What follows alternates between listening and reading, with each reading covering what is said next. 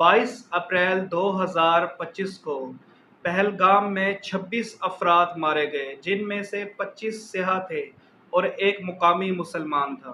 کہا جاتا ہے کہ جو 25 سیاح تھے ان میں سے بھی ایک عیسائی تھا، باقی 24 جو تھے وہ ہندو تھے۔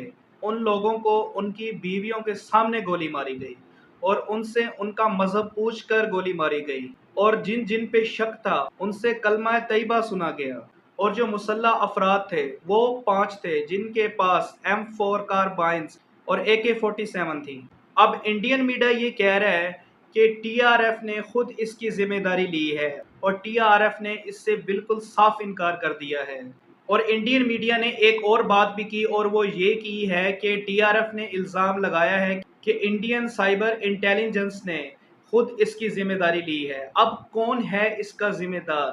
سب سے پہلی بات سوچنے کی یہ ہے کہ اتنا ہائی سیکیورٹی علاقہ جس میں 5 مسلح افراد نے 26 لوگوں کو مار گرایا، یہ بات سمجھ میں نہیں آتی کہ اس دن وہ ہائی سیکیورٹی کہاں تھی، اور جس مسلمان کو مارا گیا اس کو کیوں مارا گیا۔ خیر، بات یہاں پہ ختم نہیں ہوتی۔ پاکستان اور بھارت کی کشیدگی اتنی بڑھ گئی کہ بھارت نے جو ہے مزید پاکستان پر الزام لگانا شروع کر دیے۔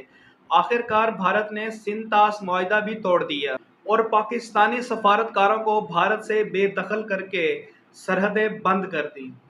پاکستان نے بھی جوابی کارروائی میں شملہ معاہدہ توڑ دیا، فضائی حدود بند کر دی، تجارت پر پابندی لگا دی، اور ان ملکوں کے درمیان کشیدگی اتنی بڑھ گئی کہ آخرکار 7 مئی 2025 کو بھارت نے پاکستان کے اہداف پر حملہ شروع کر دیا۔ دوستو، آپ کو کیا لگتا ہے کہ ذمہ دار کون ہے؟ کمنٹ میں ضرور بتائیں۔